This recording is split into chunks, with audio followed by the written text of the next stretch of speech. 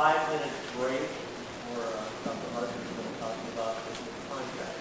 Think about how the contracts are general. Every one of your contracts is a little bit different. So some of what I say may not apply to your particular contract. I'm sure you've all read your contract and probably can recite it. But just in case you haven't, if you want a copy of it, an electronic copy of it, you can email me. We now have about 125 board members, so I guess I'd prefer that maybe one person from the board will email me. But just email me at Harger, and it's like larger with an H, Harger, at lssu.edu. And I'll be happy to send you an electronic version, a PDF copy of your contract. I just want to hit a few of the, what I consider at least the more important areas of the contract. First, what it has to say about you, about the Academy Board of Directors. The revised school code requires, and the LSSU Board of Trustees has complied, requires that the board pass a resolution that deals with the method of selection and appointment of board members. And I find in practice this is an area that boards often have a problem with, and they don't know that procedure. The requirement is that you have a minimum of 5 board members and a maximum of 9 board members. But it's up to you to determine how many you have. In some cases, your bylaws will stipulate the number. In other cases, it just indicates it's between 5 and 9. Occasionally, boards will change the number of directors, and that's permissible.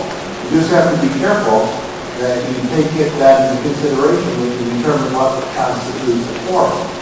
You know, if you have 6 board members, then you need 4 members for a quorum. If you have 5, you need 3. But the problem is when you have 5 and 1 leaves, you don't have the number that's required. So just keep that in mind. The terms are 3 years in length, and we're trying to get all of the terms to expire on June 30th of the year.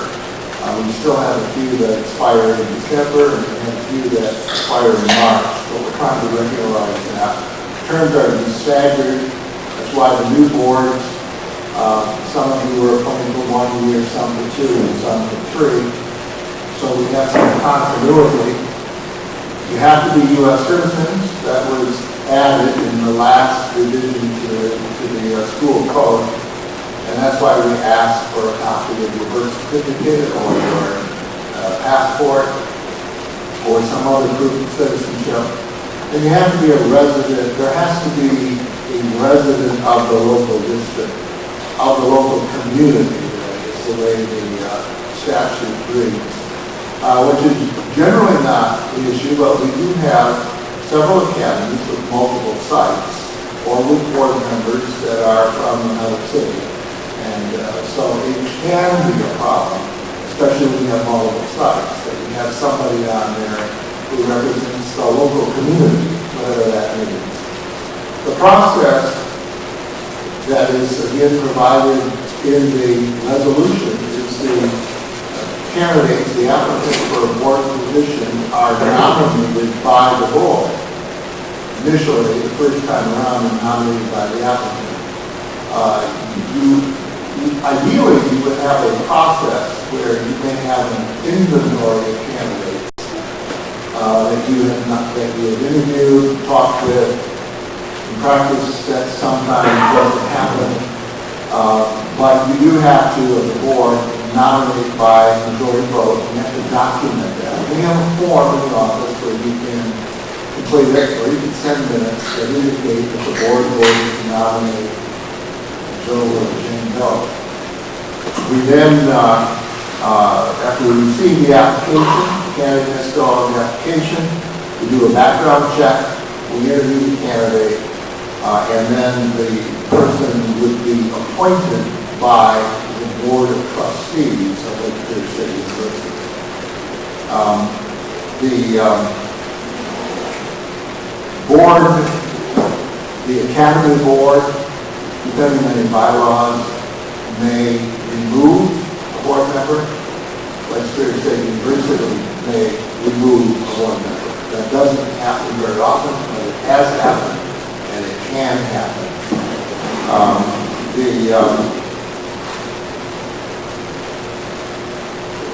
When a person leaves the board for one reason, death, resignation, then you would fill the vacancy for the unexpired term. Again, that can be a little bit confusing. You may think that you're filling a 3-year term, but it may only be 15 months because of the expiration date for the vacant position. I think I've covered just about everything there. Oath of office. You're not really a board member, a public official, until you take the oath of office. And that oath of office needs to be filed with the charter school office. The Academy Board, it's a nonprofit corporation. It has a governmental entity. It has articles of incorporation, which are filed with the state. The articles of incorporation must be approved by the Board of Trustees, and the amendments to the articles of incorporation must be approved by the Board of Trustees of the authorized. In fact, it's serious enough, that's in the statute as well as in the contract, but it's serious enough that that could be basis for terminating the contract if you amended the articles without getting approval of the Board of Trustees. The board, of course, must follow the Open Meetings Act. You've all been, at times, I'm sure, told by your field officers when you are in danger of violating the Open Meetings Act. Most contracts require the board to meet 6 times a year. Most of the newer contracts, some contracts require monthly meetings. None require fewer than 6.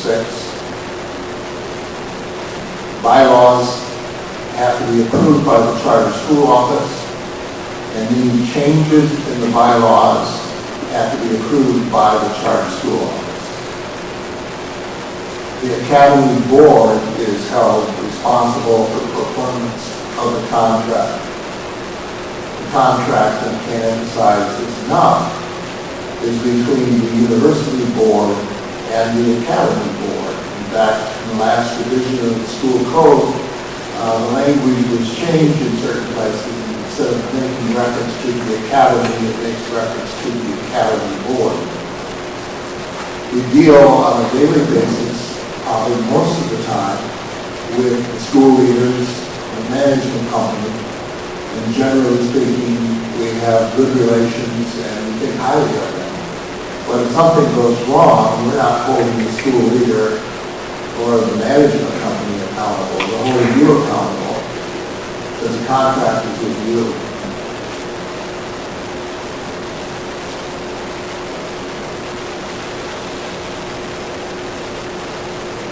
The role of the Board of Trustees, which is also covered in the contract. The board receives applications, issues contracts. Obviously, it delegates that responsibility to the charter school office. It was sort of a moot point until recently because of the cap on the number of contracts that the university authorizes to issue. We had 7 a few years ago when I moved into the charter school office, and now we have 22, and we have 30 different sites. It used to be 1 site per academy, and now multiple sites are permitted. So a lot of our time is taken up in terms of reviewing those contracts and reviewing the applications and issuing the contracts, writing the contract and issuing them. But the Board of Trustees must approve the contract. They also the Board of Trustees must approve any change in sites, whether you're adding a site, deleting a site, or changing your location. And the Board of Trustees must also approve any amendment to the Articles of Incorporation. And that can be problematic for you. It has been at times because of the number of times that the Board of Trustees meets. Our Board of Trustees generally meets 5 times a year. We don't have a contract like you do. And so because of that, you may decide you want to open a new site, and we've got to get that approved by the board. We've got to have so many weeks put on the board agenda, and it can cause delays. So you really need to look at those things on a timely basis. It's not, contract amendments are rare, but the board appointments, the other matter, of course, are common. And again, get those applications in time for us to do all the things that have to be done and get it on the board agenda 6 weeks before the board meets. The board trustees can also appoint and remove academy board members. In my memory, we have never removed a board member, but the academy has done it for us on occasion. So, and we act as a fiscal agent for the academy. That is, we take the money and keep 3% of it and send you the rest. That's our fee, and I'm sure you're aware of that. By the way, we're not overstaffed. You know, the people who were introduced today, the ones in the blue shirts, they're all part-time except for Nick. And we've got 6 superintendents among the group. All except Jenny and Becky and myself. But the rest are all superintendents. So there's a lot of wisdom there. I get yes. Part of that, of course, is to pay those salaries and to do things like some support that we provide.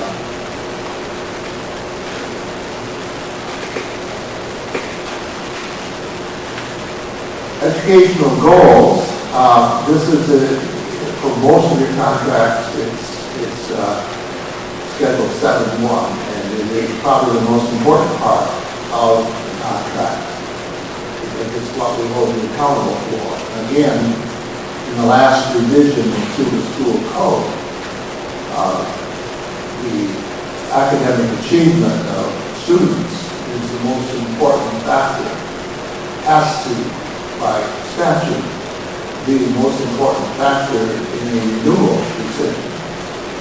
And again, we do have a few old contracts where the goals are rather vague, broad, but most of them are quite specific. And the charter school office has adopted, as all of the university authorizers have adopted, and Day1 and the tri-public schools, a growth to achievement standard, where we are expecting certain levels of performance, and that weighs heavily in the renewal decision.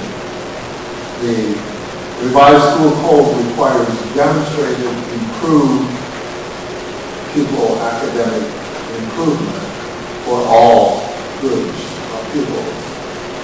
And so we look at each group, each subgroup with 30 or more students, and the disparity in the performance, that also is a factor taken into consideration.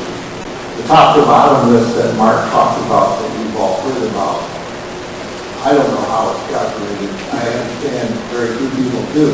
But we do know the factors that are taken in, and improvement of student achievement is a factor, as well as the actual level of achievement, and also the disparity in achievement.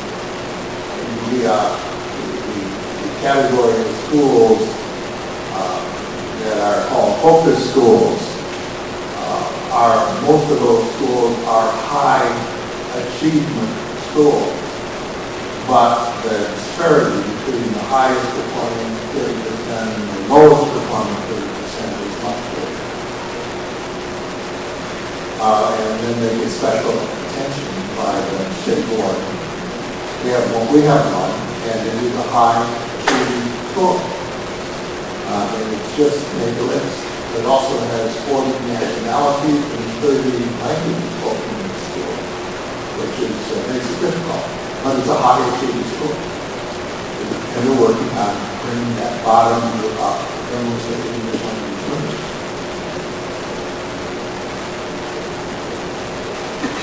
We wait, by the way, in our rubric that we're going to be using for renewal, we weight student achievement as 50% of the total in the decision. I mentioned the growth to achievement standard. Let me just go a little bit more specific about that. All of the academies either use the NWEA math test or the ScanCon performance series. And all of them use it at least twice a year, and many use it 3 times a year. And so we're looking at how those test scores change from, say, the beginning of the year to the end of the year. And we are using in our mid-contract review process this next year a product put out by the National Institute for our School Institute called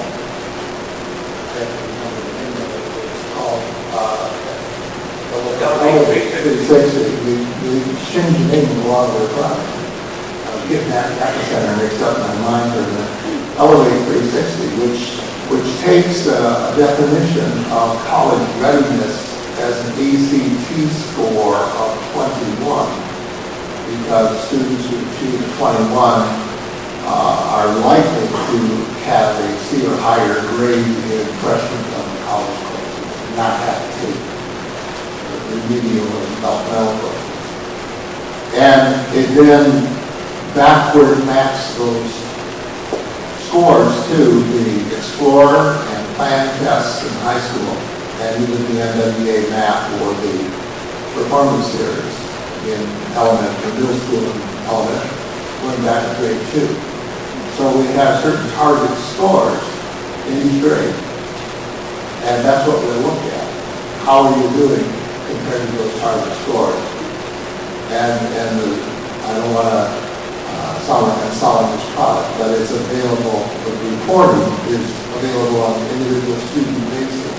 So it'll be very useful to the schools and to the parents to see how the kids are doing and whether or not they're on the path to college readiness. And then you can aggregate it so that you can do a class or a grade or a subject or a student. So anyway, this is something that we will use, and it's tied to what's in the contract in terms of educational goals.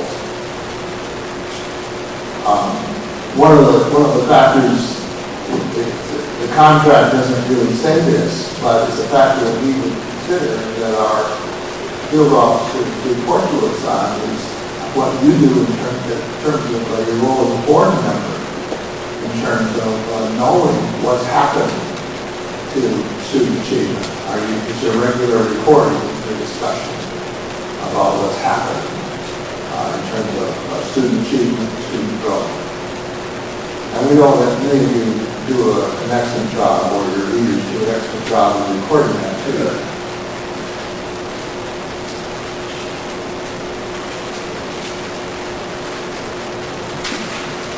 The financial, and there's a session on that tomorrow which will go into more detail, but the contract requires that you have an independent certified public accountant that prepares the financial audit, and we do that audit and the management letter, and we hope that as boards you are reviewing it as well. By the way, on our mid-contract review and renewal decisions, we're looking at we're weighting financial stewardship at 25%. So that's the second most important factor in our renewal decision. We also review annual budgets and amendments to the budgets and audit statements and financial letters, as I said, You must use generally accepted public sector accounting principles and follow the requirements of the Uniform Budgeting and Accounting Act, the revised Municipal Finance Act. We also have insurance requirements. Music is the self-insurance corporation for public universities. All that Michigan State and Michigan belong to music. There is a consortium of universities that are self-insured. And that body, music, stipulates the insurance coverage that you, academies, must have. And so that is all spelled out in the contract, and the requirements may change from year to year as music changes its requirements. We audit that by contracting out to a group called Highland Insurance out of Ann Arbor. That reviews all the requirements, reviews all the policies to determine if your coverage meets the requirements, and then tells us when it doesn't, and then we tell your school leaders, and we expect you to change it. Sometimes that doesn't happen exactly as we want to see it.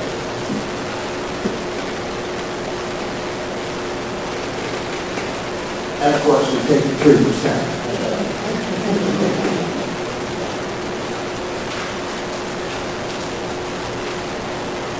Another item in the contract deals, again, it's related to what's in the revised school code, admission and enrollment policy and criteria.